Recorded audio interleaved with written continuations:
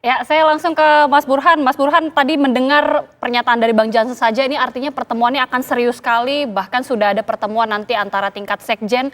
Dugaan Mas Burhan sendiri, seperti apa nanti pertemuan ini akan membahas apa saja? Apakah kemungkinan ada pembahasan mengenai mengajak Demokrat gabung dengan koalisi PDIP, Mas?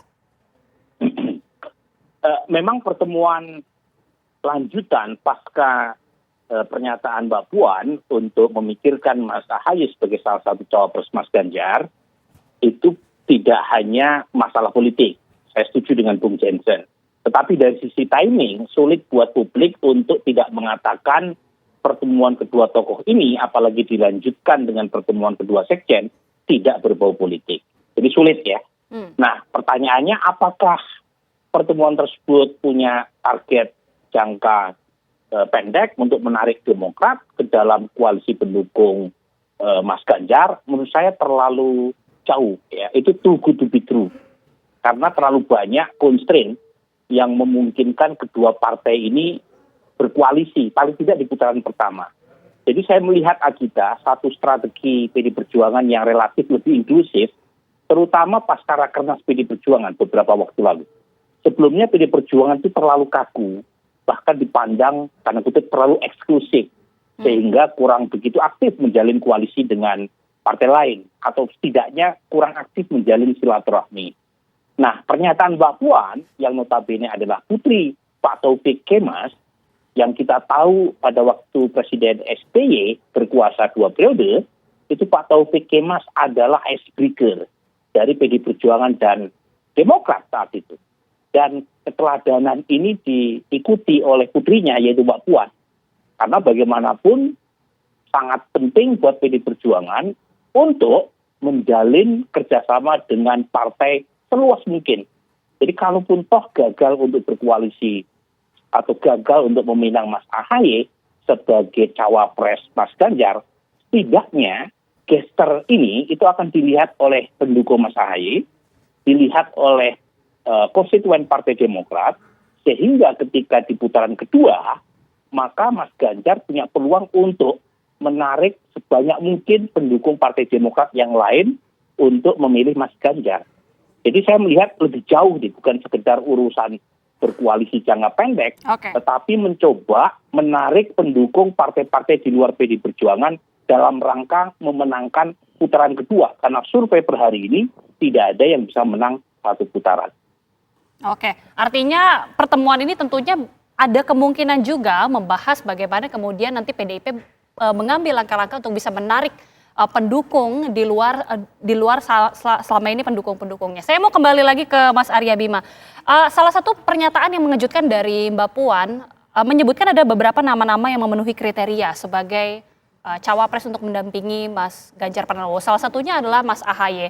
Sejauh mana nanti kemudian pembahasan mengenai Mas Ahaye menjadi cawapres Mas Ganjar ini dalam pertemuan nanti antara Mas Ahaye dan Mbak Puan, Mas?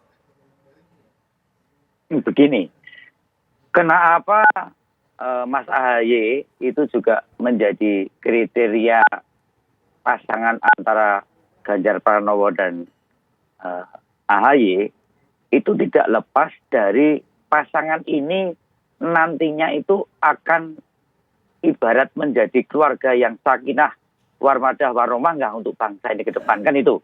Jadi saya katakan bahwa dasar yang menjadikan pertemuan ini ada karena keinginan untuk bicara persoalan bangsa ini saat ini mau ke depan itu seperti apa. Ini yang paling penting. Tidak hanya sekedar kalkulasi kekuasaan, tapi narasi yang dibangun, kita ingin juga bersama-sama Demokrat membicarakan hal yang menyangkut substansi bangsa ini ke depan dengan berbagai dinamika dan persoalan dan tantangan zaman yang ada, yang tentunya akan melahirkan juga elit-elit baru seperti Mbak Puan dan Mas Ahaye. Ini penting, jangan sampai kita terlalu kalkulatif politik, tapi tidak mampu menyerap berbagai informasi dengan melahirkan atau mengkalkulasi berbagai persoalan. Dan apakah pasangan Ganjar dan Ahaye mampu menyelesaikan ke depannya, itu adalah satu hal yang lebih penting daripada sekedar kepentingan-kepentingan yang mengikutinya atau kepentingan-kepentingan partainya. ini yang kenapa AHY menjadi salah satu kandidat yang disampaikan oleh Mbak Puan cukup memenuhi kriteria karena background partai yang nasionalis yang tentunya komit terhadap ideologi Pancasila, negara kesatuan Republik Indonesia, juga bagaimana menghadapi intoleransi dan penguatan konflik yang sangat menguat karena faktor-faktor berbagai hal yang itu harus disikapi. Ini saya kira proses yang melatar belakangi, tidak hanya sekedar kalkulatif menang kalah, tapi mengurai kebekuan-kebekuan yang sekarang ini macet ini harus dibuka sehingga kita bisa bersama-sama melihat berbagai persoalan ekonomi, persoalan politik, persoalan pendidikan, persoalan pembangunan ekonomi yang tentunya kalau toh ini bisa disepakati dan bisa dilihat sebagai satu ancaman dan tangan zaman ke depan, itulah yang menjadikan seorang AHY bisa memenuhi kriteria. Oke. Bang Jansen, ini Mbak Puan mengatakan bahwa Mas AHY memenuhi kriteria, memiliki kriteria untuk menjadi cawapres Mas Ganjar. Saya boleh minta kejujuran dari Bang Jansen, Mas AHY ini sebenarnya lebih berminat untuk menjadi cawapresnya Pak Ganjar atau Mas Anies sejauh ini? Begini, Partai Demokrat ini kan pendiri dari koalisi perubahan begitu. Kita juga ownernya. Jadi sampai per hari ini begitu, kami masih berkomitmen untuk berada di koalisi perubahan. Itu yang saya sampaikan di awal tadi itu. Bahkan dalam banyak kesempatan, Mas AHY itu menyampaikan begitu, kita tidak akan pernah menyerah begitu untuk membawa koalisi perubahan ini berlayar, termasuk mendukung Mas Anies Baswedan menjadi calon presiden. Apalagi kan itu sudah diikat dalam piagam kan begitu. Kalau terkait pertemuan Mbak Puan dengan Mas AHY ini, kita tidak perlu berandai-andai lah dulu, karena pertemuan juga kan belum terjadi. Namun yang pasti untuk kebaikan bersama apapun itu kita dorong. Apalagi ini kan kita ingin masuki pemilu. Kalau seluruh partai politik ya di mana mereka ini menjadi pesertanya ini ketemu begitu. Kemudian nanti pemilu kita itu berjalan dengan damai, baik begitu. Masing-masing seluruh pihak itu bisa menyampaikan gagasan dan pemikirannya ke publik kan sangat bagus. Jadi pada sisi itu kita dorong ini. Oke. Jadi itu makanya saya katakan di awal tadi bertemuin aja sudah surprise. Kalau nanti kemudian ada surprise yang lain kita tunggulah. Surprise-nya apa aja itu Bang? Surprise-nya apa aja? Kita tunggulah. Saya katakan tadi bertemu ini aja kan sudah surprise ini. Ini menjadi oksigen baru bagi demokrasi kita begitulah. Apalagi kalau nanti betul-betul bertemu. Kemudian mereka akan bicara soal kebangsaan begitu, visinya ke depan dan lain-lain ini kan sangat bagus. Itu minimal dalam persepsi publik begitu ya, ini sangat bagus ini. Oh, berarti pemilu kita besok ini ya antar pesertanya saja ini sudah akur, sudah baik begitu, sudah saling bisa bertemu, saling bisa berkomunikasi. Soal apakah bisa bekerja sama nanti kita lihat.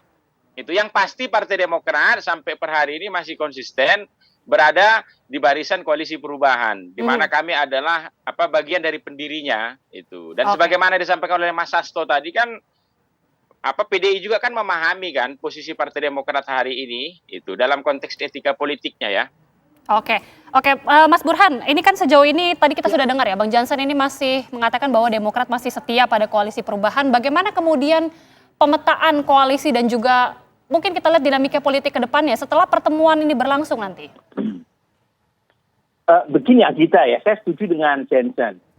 Bertemu saja sebuah kejutan yang menarik ya. Jadi kalau misalnya ada tindak lanjut pasca pertemuan kedua tokoh dari Demokrat dan PD Perjuangan, ya itu bonus. Buat saya itu bonus. Nah pertanyaannya apa implikasinya terhadap koalisi perubahan dengan adanya pertemuan antara Mbak Puan dengan Mas AHY?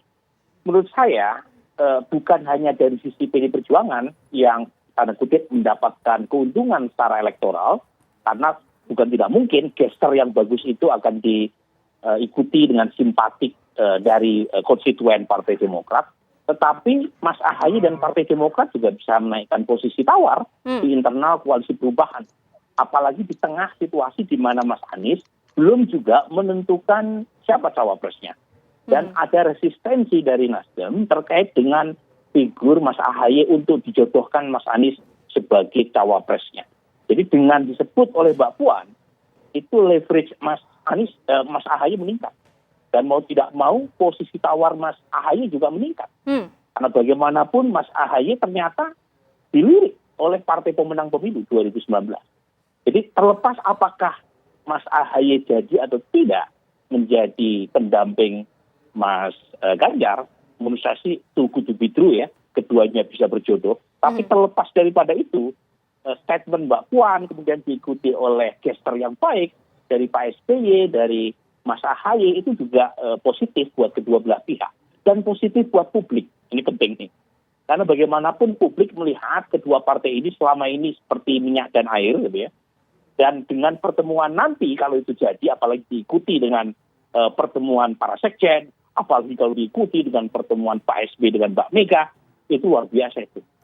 Buat publik melihat 2024 bukan hanya kontestasi ide, kontestasi gimmick, gagasan, tapi juga saling ya mengapresiasi, bisa beda pendapat, bisa sepakat dalam ketidaksepakatan, dan itu sesuatu yang patut kita apresiasi. Baik, kita akan lihat bagaimana hasil pertemuannya nanti, apa-apa saja yang akan dibahas. Tapi terima kasih Mas Burhanuddin Muhtadi, terima kasih Mas Arya Bima dan juga Bang Jansen Sitindaun sudah bergabung bersama kami di Kabar Petang. Sehat-sehat selalu, selamat petang.